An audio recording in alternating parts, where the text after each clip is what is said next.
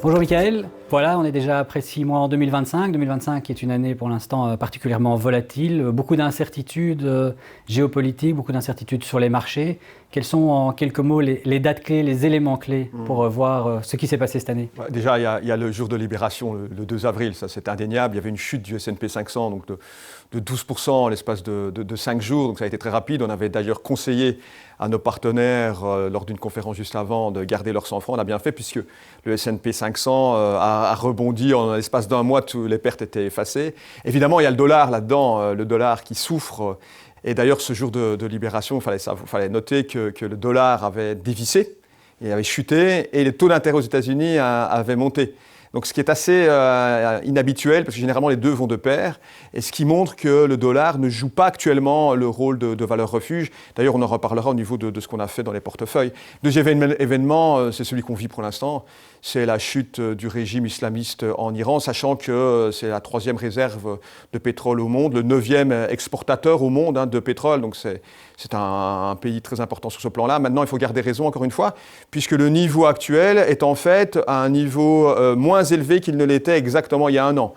Pour l'instant, il n'y a pas non plus de raison de paniquer. Le détroit d'Ormuz, effectivement, c'est un détroit clé. Il faut savoir que la Chine importe 50% de son pétrole à partir du détroit d'Ormuz. Donc, il n'a aucun intérêt, la Chine, à ce que la situation se dégrade. Et les États-Unis contrôlent assez bien cette zone-là. Maintenant, effectivement, il y a les droits de douane aussi qui sont là. Il y a un moratoire qui va venir qui vient à son terme en juillet, il faudra suivre ça de près. Mais pour l'instant, c'est la calmie, puisqu'on est retourné à 30% au niveau des États-Unis face à la Chine et 10% de la Chine face aux États-Unis. Donc, pour l'instant, c'est assez gérable, sachant en plus que l'inflation, même si on devait avoir un scénario défavorable au niveau des droits de douane, pourrait augmenter. Nous, on estime ça à 1 point de pourcentage, ce qui est gérable, sachant que l'inflation aux États-Unis actuellement est quand même de nouveau bien maîtrisée. Maintenant, je comprends pourquoi la Fed ne veut pas baisser, puisqu'il y a encore des pressions à la hausse sur l'inflation à venir.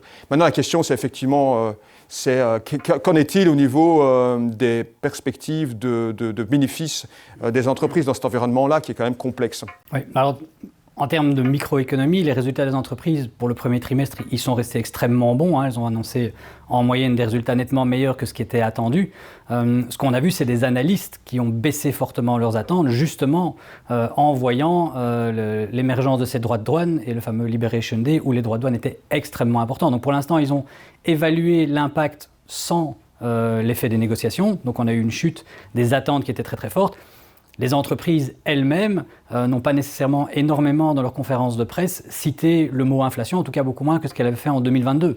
Elles ont déjà pris des mesures en anticipant des commandes de toutes leurs matières premières pour éviter d'avoir des surtaxes à ce moment-là. Donc il va falloir suivre, les résultats du second semestre vont commencer début juillet, suivre où elles en sont par rapport aux attentes, par rapport à leurs propres analyses de la fin du premier trimestre, comment évoluent leurs bénéfices, comment évoluent leurs marges, mais je pense qu'on a quand même justement pas mal de marge par rapport à la baisse des analystes. Pour donner un chiffre, les analystes attendaient une croissance des bénéfices de 12,5% pour 2025 en début d'année. Ils ont déjà revu ça à 9%, donc la marge de manœuvre est quand même grande pour avoir des surprises positives. C'est un des éléments qui aujourd'hui nous fait maintenir des positions justement importantes d'actions dans les portefeuilles, parce qu'on ne s'attend pas nécessairement à des surprises négatives au niveau des entreprises. Pour rebondir sur un autre point que tu as dit, tu as parlé du dollar, gros impact du dollar sur les performances depuis le début de l'année. Si on regarde le MSCI World, donc le principal indice action, si on le regarde en devise locale, aujourd'hui, il est à 6,7% de performance depuis le début de l'année. Si on le prend en euros pour nous investisseurs européens, en convertissant l'ensemble des devises, on arrive à -4%. Donc le différentiel est très très grand. L'investisseur européen aujourd'hui subit le fait que le dollar se déprécie, subit le fait que le dollar ne soit pas vu comme une valeur refuge. Donc importance de soit diminuer la partie américaine des portefeuilles, soit, comme nous l'avons fait, couvrir ce risque dollar pour éviter de perdre de l'argent quand le dollar se déprécie. Et nous avons construit des couvertures depuis le mois de novembre jusqu'à aujourd'hui pour arriver à 50% de couverture dans les portefeuilles. Est-ce que dans ton analyse, que ce soit d'un point de vue macroéconomique ou géopolitique, il y aurait des points d'attention, des dates clés à retenir pour les semaines à venir? Oui, tout à fait. Il y a la date du 9 juillet, qui est la fin du moratoire au niveau de l'imposition des droits de douane entre les États-Unis et l'Union européenne. Ça va quand même être un élément clé. Alors je ne pense pas que tout va être résolu nécessairement le 9 juillet, mais on aura quand même déjà une bonne idée de ce qui pourrait se passer. Ça, c'est la première date qu'on va devoir surveiller. Évidemment, les résultats d'entreprise, deuxième trimestre, il faudra vraiment les suivre de près. Et toujours être bien vigilant pour essayer de saisir des opportunités, comme on l'avait fait d'ailleurs, rappelle-toi, l'année dernière, au début du mois d'août, où il y avait une chute très, très rapide des cours qui était, de notre point de vue, pas justifiée, parce qu'il y avait une remontée des taux au Japon, et on avait d'ailleurs saisi cette occasion-là. Donc avec un peu de chance, on aura aussi d'autres occasions à saisir durant l'été 2025. Ouais, je l'espère, et je pense que le mot-clé, ça va être ça. Gardons notre sang-froid, pas de panique, quelles que soient les nouvelles qui sortent. Il y a toujours des méthodes pour gérer son portefeuille au mieux dans toutes les circonstances. Merci Michael. Merci à toi.